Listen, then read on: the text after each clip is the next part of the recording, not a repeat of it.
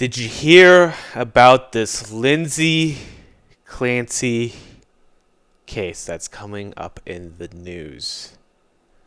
She had mother, south of Boston, nice suburbs, nice looking woman with a nice looking husband and beautiful children. Strangled, it looks like, all three of them to death. 5-year-old, 3-year-old, and an 8-month-old. Jesus. And then she jumped out the second story window, but she survived. And now she's in the hospital. Honestly, for the longest time, I was just ignoring this story.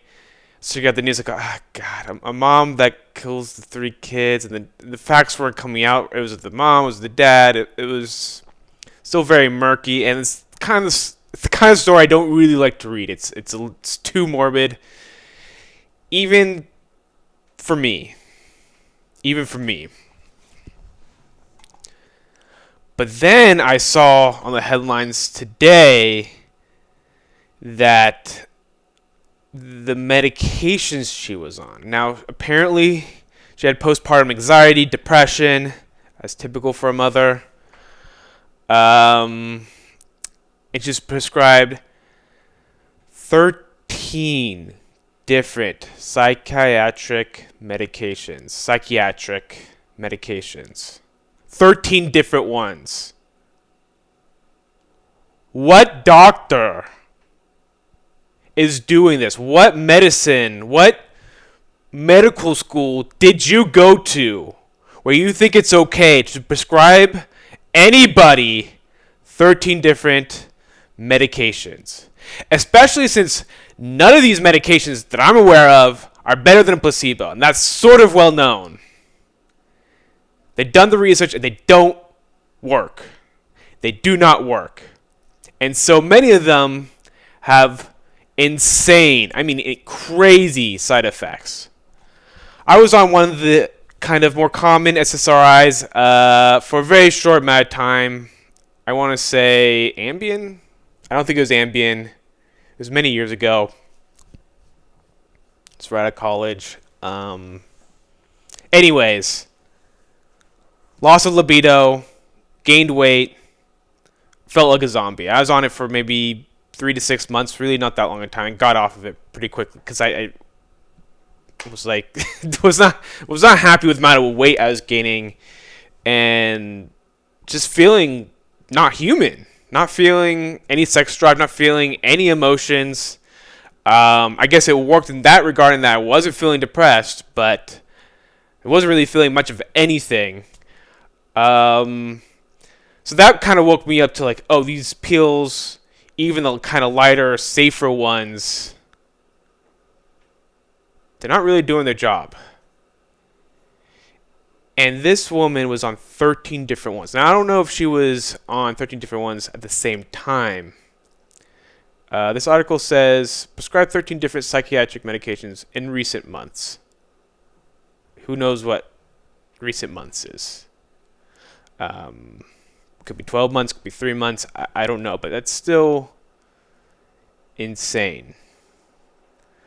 A lot of times it's, in all fairness, it's the patient going to the doctor asking for these medications. That's what happened to me. I was going to the doctor asking.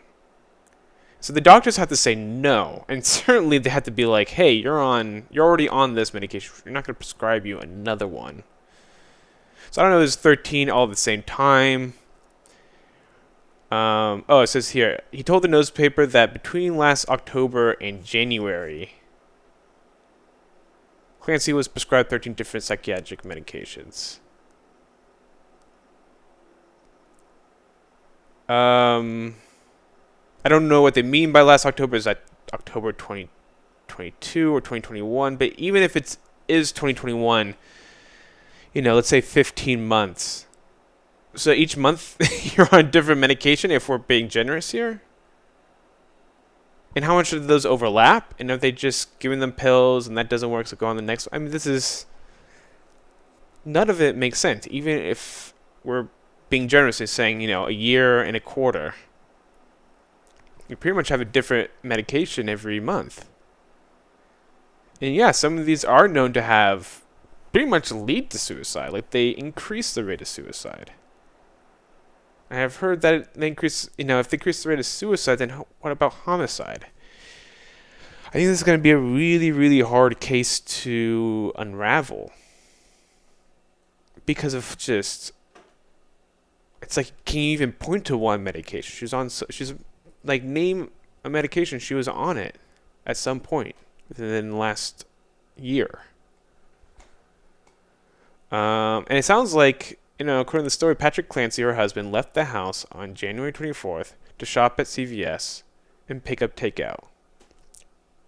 He called 911 shortly after returning home. So it doesn't seem like he was even gone that long. I mean, he went to CVS and picked up takeout. And he comes back. And his 3 kids are dead. Definitely going to be curious about this case as more information comes through. But man, many of these medications shouldn't be prescribed to nobody. Because they're not working. And they lead to such insane results. And the ones that, should be allowed, if there are any, that need to be more careful. They can't just be passing these out like they're Skittles. It's crazy. Absolutely nuts.